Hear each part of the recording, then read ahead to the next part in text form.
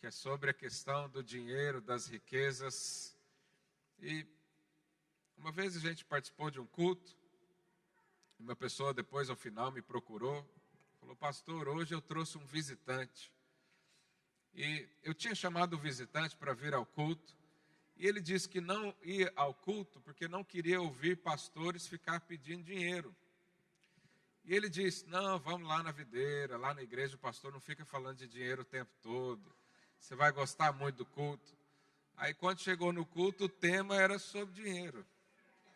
Então não sei se é o seu caso também, às vezes você está aqui pela primeira vez, e quem te convidou falou: vamos lá, que o pastor quase não fala disso. Aliás, essa é a primeira vez no ano que eu vou falar sobre dinheiro. E os irmãos creem que nós precisamos falar sobre todos os assuntos?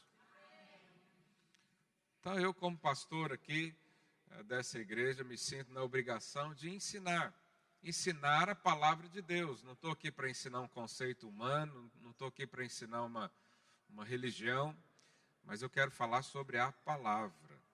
E primeira coisa que eu quero dizer é que existia uma saudação no Velho Testamento, quando as pessoas iriam se cumprimentar.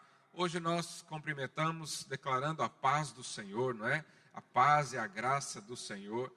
Isso é uma saudação como se a gente quisesse abençoar aquela pessoa. E no Velho Testamento o hábito era falar shalom. Até hoje, entre os judeus, isso é falado. Alguns irmãos mais estudiosos aí da cultura hebraica falam isso também, shalom. E o que significa shalom? Diga: paz, saúde, prosperidade e sucesso. Fala aí para o seu vizinho: shalom. Fala para o outro, do outro lado: shalom. Então, shalom significa: eu quero que você seja alguém cheio de paz, eu quero que a sua saúde seja perfeita, eu quero que você tenha sucesso na vida e quero que você seja próspero. Então, é isso que significa shalom. Nós sabemos que Deus, que Jesus, né, é o príncipe da paz. Então, quando nós dizemos que Deus quer te dar a paz, e Jesus disse, né, a minha paz vos dou, preguei sobre isso alguns domingos atrás, você crê, você recebe, e você diz: não, Deus é um Deus de paz, Ele quer que eu ande em paz. Quem anda na paz do Senhor aqui? Aleluia. Quando falamos de saúde também, cremos que o Senhor morreu na cruz, no nosso lugar, e pelas suas pisaduras nós fomos sarados, né? O que era morte se transformou em vida, e nós temos autoridade então para ordenar e comandar que a doença saia do nosso corpo. Nós cremos nisso. Quando nós falamos de sucesso, de um bem-estar desse mundo, talvez, nós acreditamos também, porque nós cremos que Deus é um pai amoroso, e um pai amoroso sempre quer o melhor para o seu filho. Quantos pais e mães nós temos aqui? Você quer que o seu filho tenha sucesso na vida? Já pensou, se sobe um pai e fala assim: não quero que meu filho tenha sucesso, não. Eu quero que ele tenha uma educação razoável, que ele tenha um emprego razoável. Se ele ganhar um ordenado mínimo, tá bom para o resto da vida. Você vai pensar: mas que pai asqueroso. Isso não é um pai, não é uma mãe, não. Porque um pai quer que o filho cresça. E nós acreditamos então que o Senhor tem isso para nós, o crescimento. Mas quando falamos de prosperidade, muitos têm um nó na cabeça, vários pontos de interrogação. Será que Deus quer que eu seja próspero? E a prosperidade, ela tem vários sentidos, mas hoje eu vou falar especificamente sobre riquezas, dinheiro. Será que o Senhor Jesus tem riquezas para mim e para você? Está vendo? O amém já diminui. Porque você associa riqueza ao mundo.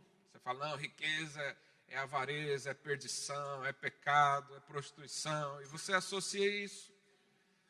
Mas olha o que a Bíblia diz lá em 2 Coríntios 8, verso 9. Coloque aí para mim, por favor. 2 Coríntios 8, 9.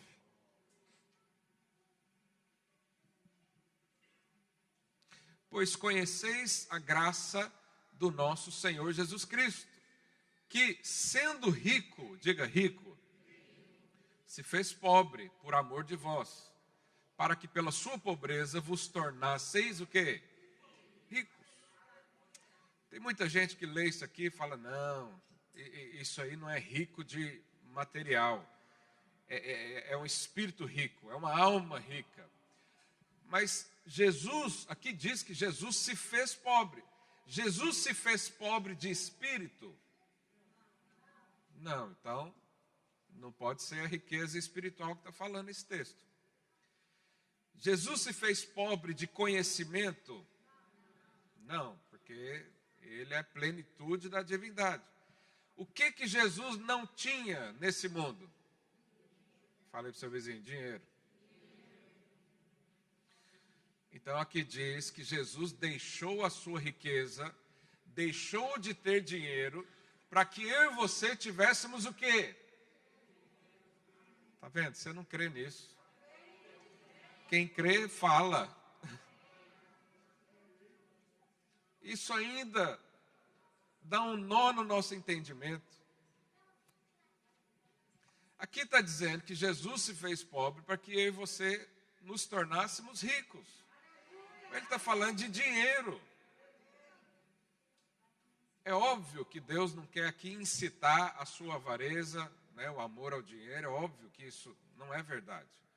Mas qual pai que não deseja que o filho tenha o sustento em abundância? Por que você crê que Deus não tenha riqueza para você?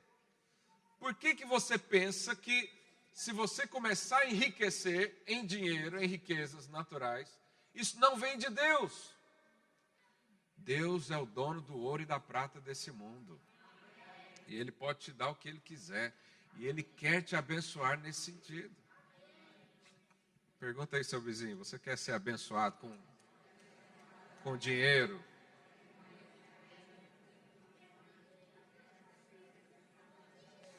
Mas aí vem, amém, quando eu pedi para você comentar, é só o que eu falei. Não abre parênteses aí não, senão a gente perde tempo. Lá em Mateus 6,19, qual que é a preocupação de Jesus? Por que Jesus não pode fazer todo mundo ficar rico? Isso aqui é uma boa pergunta. Porque vai acabar o dinheiro dele? Não, ele tem dinheiro infinito. Jesus não é limitado. Se ele te der um pacotinho de pipoca, ele pode dar para outra também, e para outra também. Ele pode te dar uma fábrica de pipoca, porque o recurso não é ilimitado. Mas olha o que Jesus fala, Mateus 6,19. Não acumuleis para vós outros tesouros sobre a terra, onde a traça e a ferrugem corrói, e onde os ladrões escavam e roubam. Mas ajuntai para vós outros tesouros no céu, onde traça nem ferrugem corrói, e onde ladrões não escavam, nem roubam. Porque onde está o teu tesouro, aí estará também o teu coração. Essa é a preocupação de Jesus. Se o meu coração e o seu coração, que segue, né, o tesouro, e o tesouro for o dinheiro, aí tem problema. Porque o dinheiro, quem ama o dinheiro, quando tem muito, né, pode se perder sim, pode ser controlado pelo dinheiro. Então o tesouro a gente esconde, a gente guarda, nós vivemos ali a proteger, nós vivemos para mantê-lo, né? Nós despendemos muitos recursos, mas também energia e preocupações e ansiedade, tudo para proteger um tesouro. Quando você tem um tesouro, não está lá no banco, está debaixo do colchão, né? Ninguém põe tesouro mais no colchão. Você compra um cofre daqueles enormes, né, que ninguém pode tirar. Por quê? Porque tudo, o seu tempo, os seus olhos, tudo será atraído para o tesouro. Por isso, o Senhor Jesus tem muito critério em nos dar tesouros. Porque se Ele não for o principal tesouro na sua vida, tudo pode correr mal para você. Mas se você tem o Senhor como seu tesouro, o seu coração busca-o sempre, aí não tem problema você ter dinheiro. porque o dinheiro não vai corromper você. Quantos creem nisso? E aí Jesus ensina algo. Lá nos próximos versos a seguir, no verso 24, ele diz assim: ninguém pode servir a dois senhores, porque ou há de aborrecer-se de um e amar ao outro, ou se devotará a um e desprezará ao outro. Não podeis servir a Deus e às riquezas. Então, aqui é o único momento, ou lugar da Bíblia, que Jesus, ele mesmo, compara Deus a alguma coisa. Porque você sabe, não existe Deus e o diabo em pé de igualdade. O diabo é infinitamente menos significante do que Deus. O diabo não é adversário de Deus, ele é o nosso adversário. Mas de Deus não, porque ninguém se compara a Deus. Não existe nada nesse universo que se compara a Deus. Mas existe uma coisa que a Bíblia diz que compete com ele, em pé de igualdade. É o quê? Riquezas. Riqueza no original aqui, o nome é mamon. Então a gente faz a referência como mamon. Mamon, então, é como se fosse um Deus. Ele sim pode atrair as pessoas. Ele sim pode ser um Deus na vida de alguém. Como é que algo se torna um Deus? Quando ele traz segurança, quando ele exige sacrifícios, quando ele exige entrega total. Isso é um Deus, né? Nós fazemos isso com Deus, mas o dinheiro também faz isso. O dinheiro faz com que você se sinta seguro. Então, qual que é a sua segurança hoje, honestamente falando? A sua segurança, se for o ordenado entrar na sua conta todos os meses, mamon ainda tem muito espaço na sua vida. Mas se a sua segurança for Jesus, independente do que acontece no mundo, então ele é o seu tesouro. Quantos têm Jesus como segurança? Mas como mamon é um Deus, então ele é um Deus que dita as coisas, que ensina as coisas. Por exemplo, ele pode governar a sua vida. Como é que mamon governa a nossa vida? Quando todas as decisões que você tem que fazer, você precisa consultá-lo. Então alguém pergunta, onde você vai morar? Aí você pensa, deixa eu ver onde que vai dar mais dinheiro. Eu acho que lá em Portugal. Vamos para Portugal, que lá minha vida vai ser mais confortável, lá eu vou ter condições. Aí você chega aqui e percebe, né, que não é bem assim, igual falam. Aí você, não, eu acho que o dinheiro está lá na Inglaterra, vamos para lá todo mundo. Aí vai toda a gente para lá. Eu pergunto para você, quem é que está guiando esse tipo de gente? O dinheiro, as riquezas. Quando você pergunta para um jovem, o que você quer estudar na universidade? E eu sempre incentivo todo jovem a fazer a sua universidade. O que você quer? Se ele pensa o que vai dar mais dinheiro, ele está sendo governado por quem? Mamon. Quando eu era mais jovem, uma vez eu li uma matéria que um apresentador de jornal ganhava 50 mil reais na época. Isso há 20 anos atrás. Era uma coisa absurda. E o que eu disse? Eu vou ser apresentador de jornal. Por quê? Porque dá muito dinheiro. Quem que governava a minha vida? Mamon. Se perguntam para você quantos filhos você vai ter, aí você olha para o seu desejo no coração ou você olha para a sua carteira? Seja honesto. Muitos casais eu pergunto, vai ter quantos filhos? 1, 2, 3. Até 4 eu incentivo. 5 eu acho, eu não sei como é que é a experiência, então não posso dizer. Mas sabe por que eu tive 4? Porque eu quis. Se eu fosse avaliar a questão financeira, eu ficava só com 1. Quando meu filho nasceu lá em São Paulo, eu tive que vender um carro meu para resolver toda a coisa financeira, porque o bendito aqui tomava um leite que a lata era, quanto que era, moço? 600 reais, uma latinha de leite. E eu falava, ou eu vou manter o carro, ou vou manter o menino. Vou manter o menino. Está aí até hoje.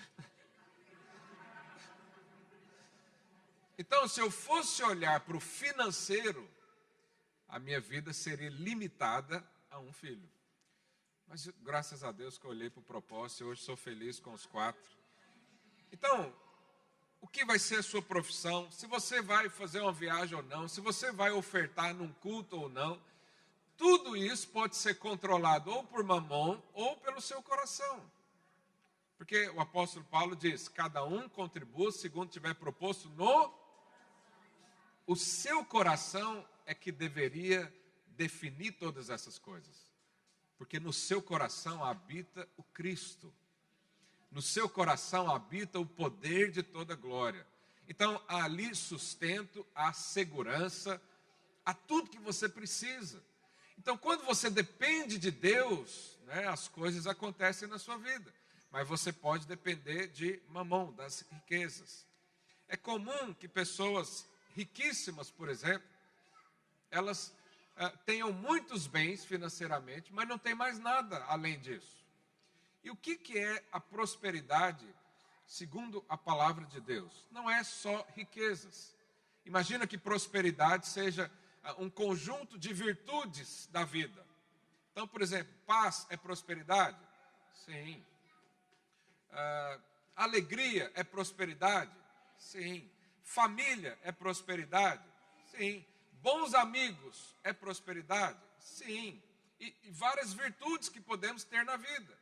Dinheiro é prosperidade? Sim, é uma delas.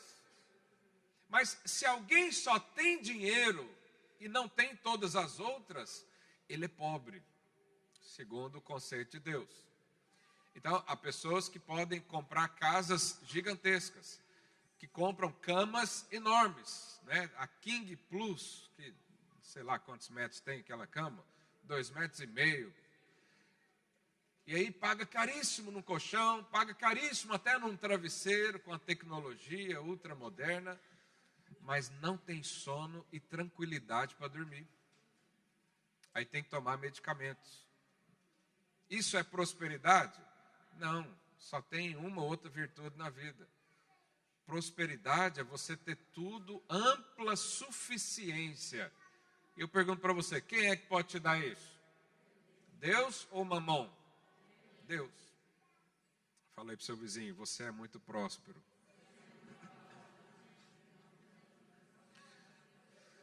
Mas mamon quer dominar a nossa vida. Você quer um exemplo disso? Nós temos 24 horas do dia. O nosso dia basicamente é dividido em 3 partes.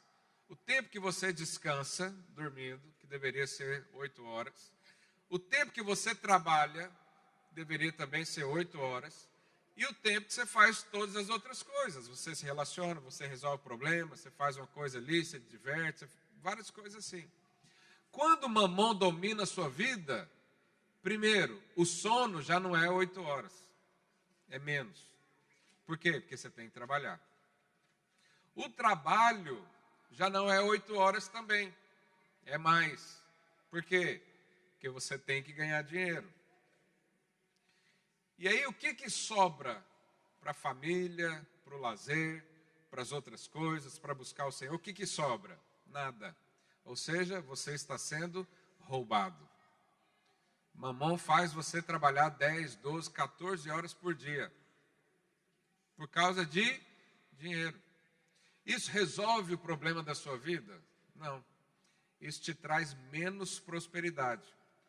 Porque o Senhor Jesus nos mandou viver de forma tranquila, em paz. Ele diz, não andeis ansiosos por coisa alguma.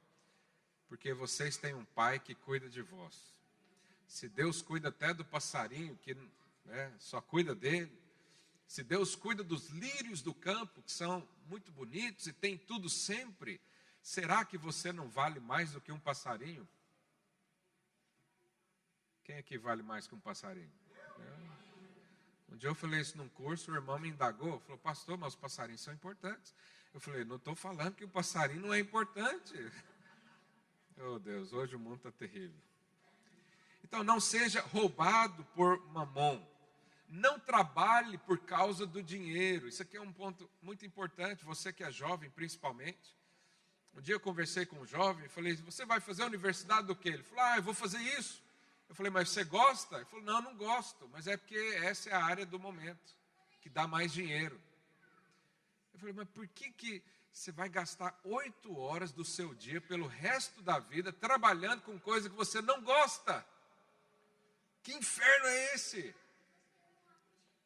Não é melhor trabalhar com coisa que você gosta, que você tem prazer, que você tem habilidades, e Deus te dá isso? Ah, pastor, mas nessa área não existe, então seja um empreendedor. Ah, não, mas nessa área está tudo fechado, não abre as portas. É Deus que garante as janelas abertas dos céus para você. Então nós trabalhamos por causa de um sonho que Deus colocou no nosso coração. De repente o Senhor te deu um sonho de ser um grande engenheiro, então vá ser engenheiro. Mas Deus te deu um sonho de ser uma boa costureira, vá ser a melhor costureira de Portugal. Por quê? Porque o Senhor é contigo. Quando fazemos isso, não trabalhamos pelo dinheiro, não somos governados pelo dinheiro, a nossa família não é limitada pelo dinheiro, a alegria num casamento não é definido pelo dinheiro. Tudo isso nós recebemos em Cristo. Se você é casado, está perto da sua família, diga isso para sua esposa, para o seu marido, fala, o dinheiro não domina a nossa vida, a nossa casa. Aleluia. Romanos 13, verso 8. Está aqui uma instrução que nós podemos receber hoje. A Bíblia diz o seguinte, Romanos 13, 8. A ninguém, diga ninguém, fiqueis devendo coisa alguma, exceto o amor com que vos ameis uns aos outros, pois quem ama o próximo tem cumprido a lei. Então, vamos meditar nisso. Aqui a Bíblia diz para nós não ficarmos devendo nada para ninguém. Então, nós podemos concluir que dívida, a um certo entendimento, é pecado. Não, isso não faz parte da nossa vida. Ficar devendo não é uma coisa boa. Aquelas pessoas que vivem pedindo dinheiro para outros, que fazem vales lá no seu trabalho, né, que tem cartões de crédito pendurados em todos os lugares. Isso não é prosperidade, está longe de ser uma vida em paz e tranquila.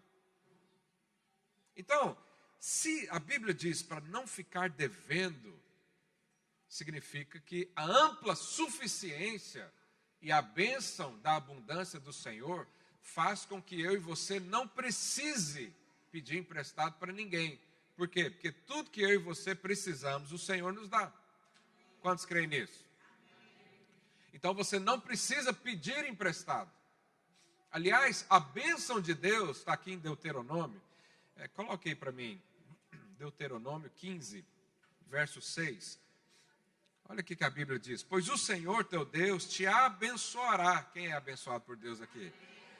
Como te tem dito, assim emprestarás a muitas nações, mas não tomarás empréstimos. E dominarás muitas nações, porém elas não te dominarão. Então a bênção do Senhor é que você seja alguém que empresta, não que tome emprestado. Agora, para eu ser alguém que empresta, eu tenho que ter dinheiro sobrando, porque só pode emprestar quem tem sobras. Então, a bênção de Deus faz com que na sua casa sobre recursos. Porque isso faz parte da generosidade. Você fala, não, pastor, lá em casa é assim, está tudo empatado, né? O que eu ganho e gasto. Não, mas se você fizer um esforcinho e controlar melhor os gastos, vai sobrar. Essa é a promessa de Deus para mim e para você. Agora eu pergunto aqui para os irmãos, está sobrando dinheiro lá na sua casa? Ei, pastor, eu estou mais aí por quem pega emprestado do que para quem empresta. Então você está sendo roubado nas suas finanças. Mamon ainda tem muito espaço aí. A falta de recursos não é uma vida saudável. Quem pode emprestar é aquele que é abençoado. Você crê que Deus tem uma vida para você ao ponto de sobrar dinheiro no fim do mês? Porque há quem creia que a pobreza é de Deus, que isso é sinônimo de humildade. Tem gente que pensa isso, tem gente que prega isso. Isso vem aí de uma teologia dos franciscanos, lá de muito tempo atrás, que eles eram minimalistas, eles queriam ser aqueles que viviam no mínimo dos mínimos dos mínimos. E eu digo para você, no Velho Testamento, em Deuteronômio, quando você lê a lei do Senhor, você percebe que a maldição se resume em pelo menos duas coisas. Porque a bênção era quem obedecia. Então, tinha lá os estatutos, tinha as leis, tinha todos os princípios. E Deus falava, se vocês obedecerem, tomarem o cuidado de ouvir a minha voz, serão então abençoados. Mas se não obedecesse, o que acontecia? Era amaldiçoado. E a maldição, basicamente, se resume em duas coisas. É a perda de recursos, pobreza e doença. Agora, quem aqui recebeu a bênção através de Jesus Cristo na cruz? Será que a maldição tem espaço na minha vida e na sua vida? Será que Deus agora quer que você viva amaldiçoado? Então, pobreza não faz parte do pacote que Deus tem para você. Doença também não faz parte do pacote que Deus tem para você. Isso tudo é coisa do mundo, isso tudo é coisa do maligno. E nós temos que lutar contra isso. Mas como que nós vamos receber de Deus a prosperidade se a gente crê que a pobreza que é de Deus? Muitos creem que para Deus ensinar humildade, Ele tem que arrancar tudo da vida da pessoa. Será que Deus vai fazer isso conosco? O Senhor quer te abençoar. Fala aí para o seu irmão, o Senhor quer te abençoar.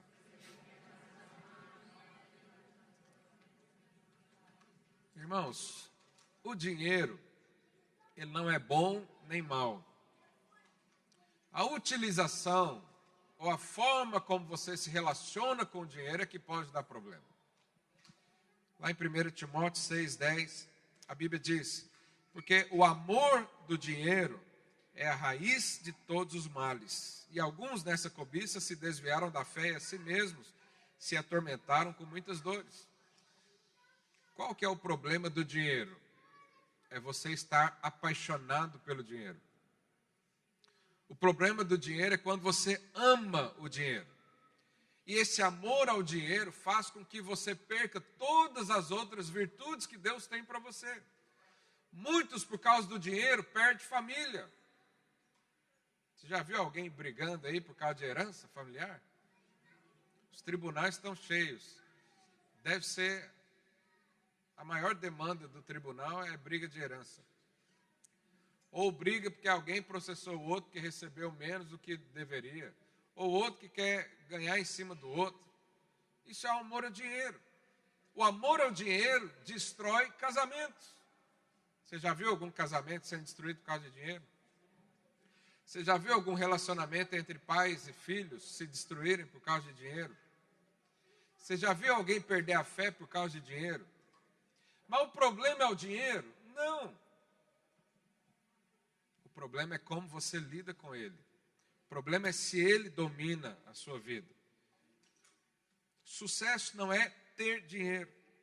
Prosperidade não é ter o dinheiro. Mas dinheiro faz parte da nossa vida. E nós precisamos dele. A questão é, ele domina você ou você domina o seu dinheiro? Como é que está aí na sua vida? Será que Deus pode abençoar hoje? Será que Deus pode abrir as janelas dos céus e cair dinheiro sobre você? Será que isso não vai te corromper? Isso tudo a gente precisa ser honesto para conversar a respeito. E eu digo para você, vou fazer uma afirmação aqui que às vezes você vai se escandalizar. Deus quer que você seja rico financeiramente.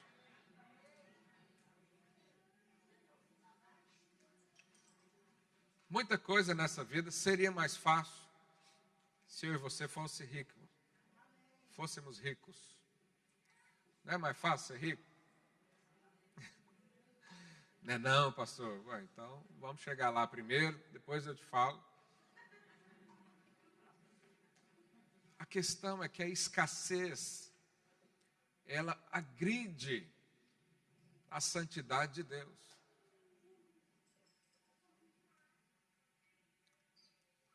E a grande questão é essa: nós vamos crer nisso, ou a gente ainda vai ficar com medo de falar sobre isso? Você sabe, os pastores tomam pedrada de tudo quanto é forma. Uma delas é quando fala de dinheiro. Por quê? Porque muitos pensam que o pastor está aqui para tirar vantagem, tirar dinheiro do povo. Oh, Deus, que o Senhor nos livre desse pensamento. Lá em Malaquias, capítulo 3, verso 6, olha o que a palavra de Deus diz. Nós estamos falando até agora sobre dinheiro, sobre riquezas, e vamos falar agora da nossa relação, né, com o Senhor. Malaquias 3, verso 6, olha lá. Porque eu, o Senhor, não mudo. Alguém se alega aqui porque Deus não muda? Ele é o mesmo ontem, é o mesmo hoje, será eternamente. Aleluia. Por isso, vós, ó filhos de Jacó, não sois consumidos. Desde o dia de vossos pais, vos desviastes dos meus estatutos e não os guardastes. Tornai-vos para mim, e eu me tornarei para vós outros, diz o Senhor dos Exércitos. Mas vós dizeis, em que havemos de tornar? Então aqui o Senhor está chamando a atenção do povo. E Ele está dizendo, olha, vocês se desviaram dos meus caminhos. Vocês se afastaram de mim por algum motivo. E era questão financeira. O problema era esse. Aí no verso 8, Deus fala, roubará o homem a Deus? Todavia vós me roubais. E dizeis, em que te roubamos? O que Deus fala? Nos dízimos e nas ofertas. Com maldição sois amaldiçoados, porque a mim me roubais, vós, a nação toda. Trazei todos os dízimos à casa do tesouro, para que haja mantimento na minha casa. E provai-me nisso, diz o Senhor dos Exércitos, se eu não vos abrir as janelas do céu e não derramar sobre vós bênção sem medida. Deus definiu uma relação entre nós e Ele. Deus definiu que Ele controla todo o universo, Ele é dono de todas as coisas, Ele é dono do que nós temos, Ele é dono da terra, Ele é dono de tudo. E Ele definiu que no nosso relacionamento com Ele, nós iríamos administrar o nosso recurso. Ele colocou isso na nossa mão. Mas Ele disse, olha, 10% você entrega. Um outro dia eu vou falar só sobre isso, trazer o ensinamento para os irmãos, porque nas tribos, quando foi definida todas as tribos, a tribo de Levi foi a única que não recebeu a porção de terra, não recebeu riqueza, não recebeu nada. E ele disse, a sua riqueza, a sua herança é o Senhor. Ou seja, vocês da tribo de Levi vão viver para mim. E todas as outras tribos, como a tribo de Levi não recebia nada, eles davam uma porcentagem para manter, porque a tribo de Levi era responsável pelo sacerdócio, era responsável por gerir a comunidade, né? Dali vinham os sacerdotes, dali vinham os profetas, dali vinham, né, essas pessoas que trabalhavam exclusivamente na casa de Deus. E quando Deus definiu isso, isso foi uma lei. Mas alguém pode dizer, pastor, nós não vivemos mais no tempo da lei. Mas eu pergunto para você, será que a gente desconsidera cumprir a lei? Então, na lei diz, não matarás. Então, você está no tempo da graça, você pode matar à vontade? Não, a lei fez com que eu e você vivêssemos superior a ela. Então, por que a gente não mata ninguém hoje? Porque nós amamos até os inimigos. Esse é o amor de Deus que transborda no nosso coração. Embora um dia ou outro você tenha vontade, né? Não faz porque é errado, é pecado. Diz, não matarás. Nós não matamos porque vivemos acima da lei. Nós amamos até quem fala mal de nós. A lei também diz, ama o Senhor teu Deus de todo o seu coração, de todo o seu entendimento, de toda a sua alma. Nós agora, por causa do tempo da graça, desprezamos amar a Deus, Não, nós somos constrangidos. Nós somos tão amados por Deus que não é possível viver sem amá-lo. Então a lei, ela passou, a obrigação passou, a condenação passou, mas o que nós vivíamos antes, vivemos agora numa superioridade. Então o dízimo é algo da lei. Deus definiu assim. Mas por que nós estamos no tempo da graça? Vamos deixar de contribuir então? Não, nós vamos contribuir de outra maneira, com o coração feliz. Porque quem vivia na lei, ele tinha que dar o dízimo obrigatoriamente. Se não desse o dízimo, vinha maldição na cabeça. Se não desse o dízimo, vinha o quê? O famoso devorador, que muita gente tem medo dele. O devorador deixou de existir? Não, diga aí para o seu vizinho, não. O devorador está aí até hoje. Mas será que ele tem poder na nossa vida? Só se você der. O devorador está aí para roubar as pessoas? Sim, porque ele é do maligno. Jesus diz, o ladrão vem para roubar, matar e destruir. Existem coisas que podem nos roubar na vida, ainda que nós estamos em Cristo Jesus, existem coisas que podem ser roubadas de nós? Sim. Existem coisas que podem nos matar? Sim. A questão é que nós agora fazemos porque o nosso coração se tornou como o de Deus, generoso. Por que nós damos o dízimo ao Senhor? Por que nós ofertamos ao Senhor? Porque o nosso coração pede isso. E eu vou te falar uma coisa que parece o devorador, mas não é o Espírito Santo. É quando ele coloca no seu coração a vontade de fazer alguma coisa e você não faz. Aí o que vem? Uma inquietação. Você vai perder o sono. Você vai perder a alegria. Mas por quê? É o devorador? Não, é o Espírito Santo. Falando para você, faça. Às vezes você está aqui no momento de dízimo e oferta, no seu coração há um desejo de ofertar, mas aí você olha para a carteira, você olha para as condições. Lembra de Mamon, né? Você pergunta a Mamon, será que eu vou ofertar? E você não faz. Mas aí você vai embora triste. Você gosta da palavra, você sente a unção do Senhor, mas você sai dali, parece que falta alguma coisa. Sim, falta você obedecer o seu próprio coração. Falta você ser livre completamente de Mamon. Falta você ser livre e desprendido do amor ao dinheiro.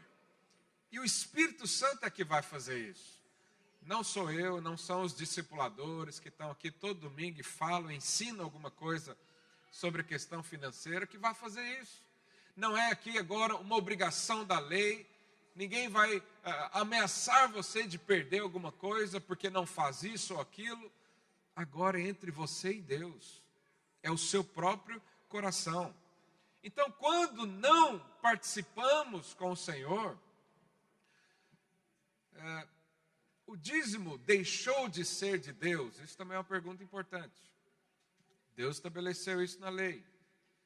Deus percebeu que isso era algo coerente. Cada um participar de alguma coisa para que o todo fizesse muitas coisas juntos. O dízimo deixou de ser de Deus, sim ou não? Não. Ainda é dele. E nós agora fazemos o quê?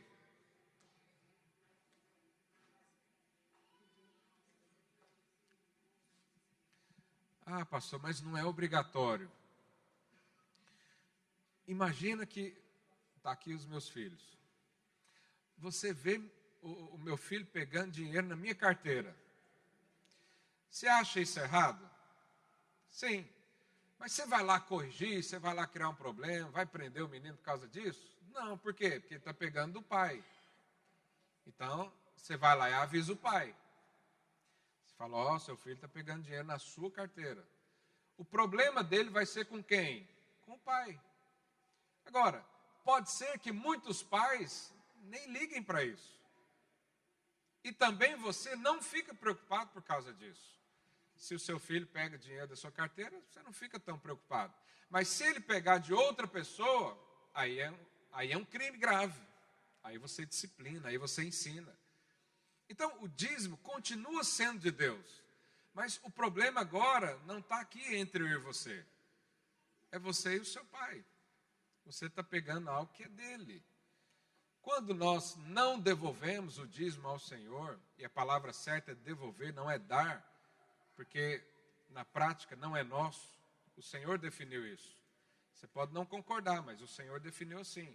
Quando nós devolvemos para Ele, ou quando não devolvemos, você vai resolver com Ele depois. É claro que Deus não vai te amaldiçoar por causa disso, mas Ele pode incomodar o seu coração. Mas o que acontece quando nós, então, devolvemos? O texto diz, verso 10, trazei todos os dízimos à casa do tesouro, para que haja mantimento na minha casa. Provai-me nisso, diz o Senhor dos Exércitos. Então Deus diz, olha, devolva o dízimo, a parte que é meu, e prova, testa. Se eu não vos abrir as janelas do céu e não derramar sobre vós bênçãos sem medidas. Essa consequência deixou de existir? Não, ela ainda é verdadeira. Você pode provar o Senhor nisso? Pode. Precisa? Não, porque a palavra de Deus diz que Deus prova já o amor. Ele já provou o amor, ele já provou o sustento. Ele te dá antes de pedir qualquer coisa. Agora, irmãos, eu pergunto para você, será que Jesus está interessado no seu dinheiro? Será que Jesus deixou a sua glória nos céus e veio aqui na terra para explorar o seu recurso? Mas por que ele diz para fazer isso? Bom, nós temos vários motivos para falar por que nós devemos contribuir e podemos falar isso depois. Mas o principal motivo é para saber que tudo que nós temos é do Senhor, continua sendo dele. Nós somos como mordomos nessa terra. Eu sempre penso isso. Tudo que eu tenho é do Senhor.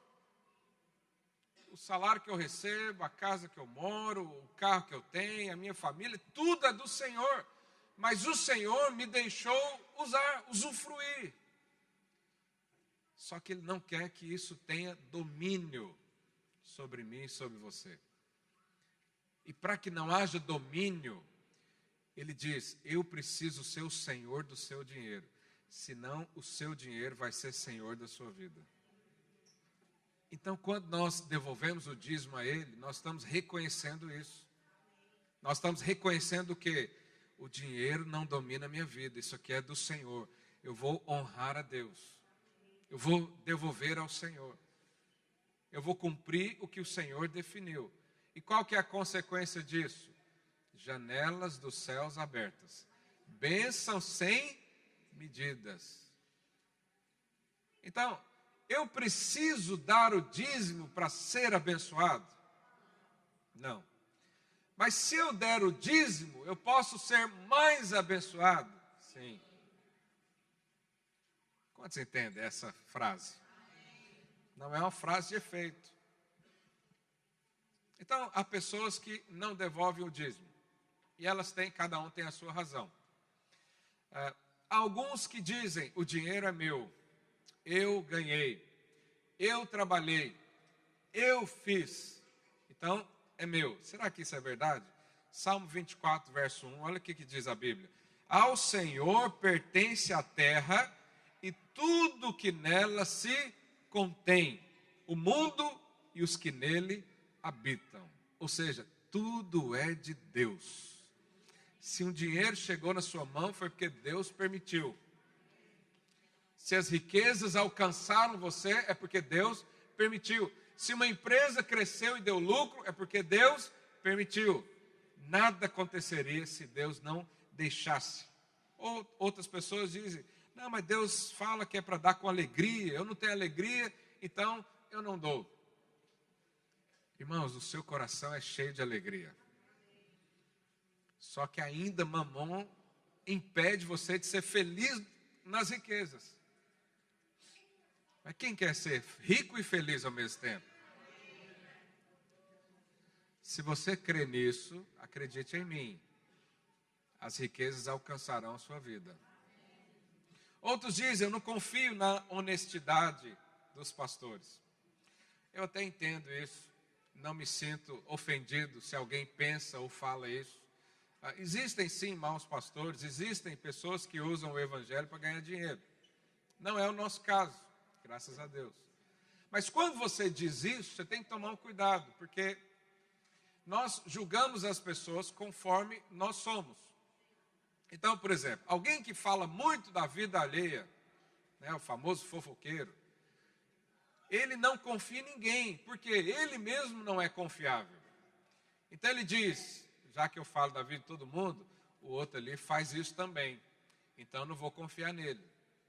Quando alguém diz que todos os pastores são ladrões, né, e estão aqui para roubar, ele está afirmando que se ele estivesse no meu lugar, ele faria isso. Porque ele diz, bom, se eu tivesse a oportunidade, eu pegava. Então o pastor também tem a oportunidade, ele pega. Agora, como é que nós vamos resolver isso? A única forma de resolver isso é você conhecer os seus pastores. Então, nós estamos abertos para você nos conhecer. Nossa casa está aberta, nossa família está aberta, nossa vida é transparente. Você tem o direito de conhecer. Você tem o direito de perguntar, de questionar alguma coisa. Não estamos aqui para ser autoritários. Não estou aqui para roubar alguém. Alguém outro dia disse um pensamento tão tolo. Ele falou, é fácil ser rico, é só virar pastor de uma igreja de 1000 membros. Eu falei, é fácil. É só uma igreja de 1000 membros. Você sabe quantas igrejas de 1000 membros tem em Portugal? Nenhuma. Mas o fulano diz que é fácil. Então muita gente olha para os pastores e fala, é fácil ser pastor, é só ir lá falar umas palavras bonitas no domingo, né, e ganhar dinheiro à torta e à direita. Será que é assim mesmo? Eu acho que se eu quisesse ganhar dinheiro na vida, eu não seria pastor, eu ia cuidar de outra coisa. Aliás, eu com 23 anos de idade já era empresário, já tinha um salário de mais ou menos R$ 5.000 na época, isso há 10 anos atrás no Brasil era uma coisa boa. Para ganhar dinheiro eu continuava lá.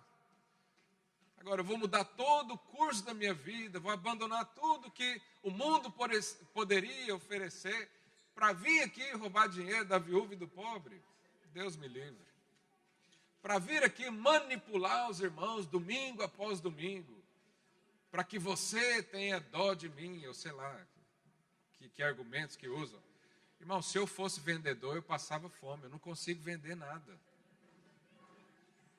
Os manipuladores vendem até pente usado. Até gato morto, você põe na mão dele, ele vende. Eu, se dependesse disso, mas você precisa me conhecer. Você precisa conhecer os nossos pastores, os nossos líderes. Se você tem alguma desconfiança, pode externar isso, não há problema algum. Muitas pessoas dizem, eu não oferto porque não tenho o suficiente. A oferta é um ato de fé.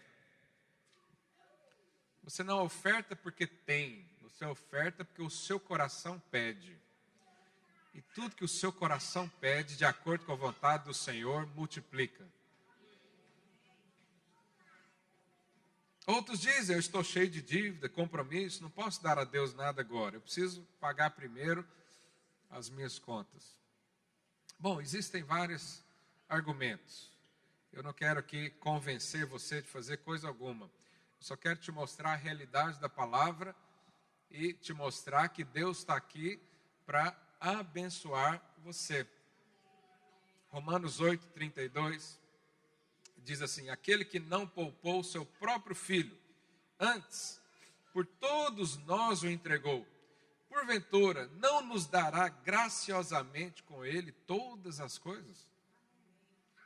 Deus está muito mais interessado em te dar do que receber algo de você. O dia que você entender isso, sua vida financeira muda, da água para o vinho. Deus não está interessado em pegar o pouco que você tem. Ele está interessado em dar o muito que ele tem. E esse versículo diz isso. Aqui está dizendo, se Deus te deu Jesus, que era a coisa mais importante que poderia ter, o que vai ser uma casa própria, por exemplo? Será que quando você chegar e pedir, falar, Deus, me dá um carro melhor, que não estraga na rua todo dia, para eu ter um pouquinho mais de conforto para minha casa, para minha família, Deus vai olhar para você e falar, você está pedindo demais. Sabe que Deus vai fazer isso? Não, porque Ele deu o seu filho. Quanto que vale um filho? Quantos pai e mãe, levanta a mão aqui. Se eu quisesse comprar seu filho hoje, quanto é que vale? Mas vamos dizer que deu uma loucura na sua cabeça, você vendeu um filho. Aí eu falo, você não tem uma roupa para o menino? Aí você fala, agora é pedir demais. Não, mas você já deu o filho. Se Deus já te deu o filho, o que é um emprego melhor para você? Se Deus já te deu o filho, o que é a saúde no seu físico? Se Deus já te deu um filho, Ele vai negar alguma outra coisa? O que será que era mais importante para Deus? Jesus ou as riquezas? Jesus. E Ele te deu Jesus e Ele pode te dar riquezas também. Em nome de Jesus. Aleluia. Eu quero orar sobre isso. O meu intuito, na verdade, é ensinar a palavra. E eu, como pastor, não posso negligenciar esse assunto. Eu preciso te ensinar isso. Porque muita gente não prospera porque os pastores não ensinam. E eu não quero chegar lá diante de Deus e Deus falar, por que você não ensinou os meus filhos a desfrutarem das riquezas? Eu quero que você desfrute disso. E quero orar, e nós vamos agora ter o nosso momento do dízimo e da oferta. E alguém fala, mas você fez isso de propósito? Sim. Quando eu prego sobre cura, qual que é o apelo no final? Quem quer ser curado. Quando eu prego sobre alegria, eu preguei uns domingos atrás, qual que é o apelo no final? Você receber alegria. Agora eu estou pregando de desapego ao dinheiro para receber riquezas dos céus. O que você acha que vai ser o apelo? Você tem uma decisão na sua vida. Se quem vai comandar esse momento é Mamon ou se é o Senhor. Se é Mamon, você vai olhar para a carteira e vai ver, deixa eu ver o que eu tenho aqui. Se é o Senhor, você vai dizer, o meu coração manda isso, então eu vou fazer isso. Quantos querem dar uma resposta hoje? Aleluia. Equipe de louvor, sobe aqui. Fica de pé no seu lugar, mas em silêncio. Eu quero só falar para você algo. Lá em 2 Coríntios, capítulo 1, verso 20, olha o que a Bíblia diz, se você ainda tem alguma dúvida das bênçãos do Senhor. Isso. Porque quantas são as promessas de Deus? Irmãos, você tem noção de quantas promessas o Senhor já derramou sobre sua vida? Muitas. Fala aí para o seu vizinho, você é muito abençoado. Fala para ele, há muitas promessas na sua vida. Agora eu vou te dar uma boa notícia. Presta atenção aqui. Existem muitas promessas de Deus. E as promessas de Deus, em Deus, já estão todas liberadas a seu favor. Quando você recebe uma palavra, significa que os céus já estão em concordância com isso. Significa que a ordem de abençoar já foi liberada. É só uma questão de fé para você se agarrar a isso. E ele diz isso. Põe lá o versículo. Porque quantas são as promessas de Deus? Tantas tem nele o sim. A promessa de Deus já foi liberada a seu favor. Porquanto também por ele é o amém, para a glória de Deus por nosso intermédio. Então as promessas e as bênçãos do Senhor já foram autorizadas. E já tem também o amém. O que significa amém? Quando nós falamos amém, sim, eu recebo, assim seja, vai acontecer, é realidade. Então as promessas e a bênção do Senhor já foi derramada a seu favor. Digam amém para receber isso. Agora, existem níveis de oferta a Deus. Eu vou te falar 7, rapidamente. Primeiro, é a restituição. É quando você devolve. Isso é o primeiro nível. Esse é o básico que nós podemos fazer para Deus. É só devolver o que é dele. Nós fazemos isso através do dízimo. O segundo nível é aquele sentimento de que eu devo fazer algo. A Bíblia diz para não chegarmos diante de Deus com mãos vazias. Nós chegarmos diante de Deus com as mãos cheias. Como quem pode fazer alguma coisa. Eu sei que o Senhor pediu isso para mim. Eu sei que o Senhor conta comigo. Esse é o segundo nível. O terceiro é de semeadura. Aqui de semeadura já não é restituição, já não é um sentimento que se deve ou não. É quando você acredita que Deus te dá tanto o pão para alimento, quanto a semente para ser plantada. Isso é graça de Deus. Graça é Deus encher a sua mesa de pão, mas encher também o seu bolso de sementes. E o que se faz com essas sementes? Planta. Planta, dependa do Senhor, a chuva vem, você recebe muito mais do que foi plantado. Isso é a semeadura. Acima disso tem um nível de gratidão. É quando você, além de semear, além de saber que você está devolvendo algo para o Senhor, você tem um coração tão cheio de alegria, que você sempre pensa o seguinte: o que mais que eu posso fazer para Deus? Sabe quando alguém te constrange, alguém serve você, alguém te chama para um jantar na casa dele, chega lá, está a mesa posta, e você sente e fica com aquele sentimento de que eu quero ajudar, eu quero contribuir com essa pessoa, eu quero fazer algo por ele também. Nós fazemos isso com as nossas ofertas diante do Senhor. Além disso, acima disso, tem o nosso compromisso. Por que nós ofertamos? Não é só por gratidão, não é só porque o nosso coração está feliz, é porque eu faço parte desse movimento aqui. Quando nós ofertamos, a mensagem que enviamos é essa: eu quero que continue, eu quero que esse prédio seja o mais confortável possível, eu quero até um prédio maior para eu trazer toda a minha família para cá. Eu faço parte disso. Isso aqui me edifica.